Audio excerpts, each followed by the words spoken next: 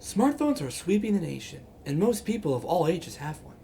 But one of the major concerns is using them while driving, especially with the younger generation of drivers. Although in recent years, there has been an increase in older drivers admitting they use smartphones while driving as well. In State Farm's annual Distracted Drivers Survey, it showed a 20% increase in 30-year-old drivers, a 35% increase in 40-year-old drivers, and a 20% increase in 50-year-old to mid-60-year-old drivers. A new study by Pew Research Center has shown a 15% increase in smartphone ownership over the last 2 years. Now, I talked to some individuals from the older demographic of drivers who do believe that this higher availability of smartphones could be the reason for the rise in this statistic. I think the biggest reason is that older people now own more smartphones than they did in the past.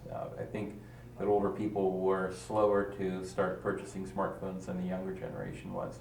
And just because they have more phones now, I think they're using them in more places, including while driving. Being in the news media, I'm checking my phone constantly for news updates. I'm on Twitter. So I feel without that phone with me, whether I'm driving or not, I feel disconnected. Smartphones can do all kinds of things, so it's hard to pull people away from them, especially while driving. But maybe there is a way to warn them of the coming danger that will happen if they use their smartphones while driving. I saw a van, and on the back it said, "No texting on board," a big sign.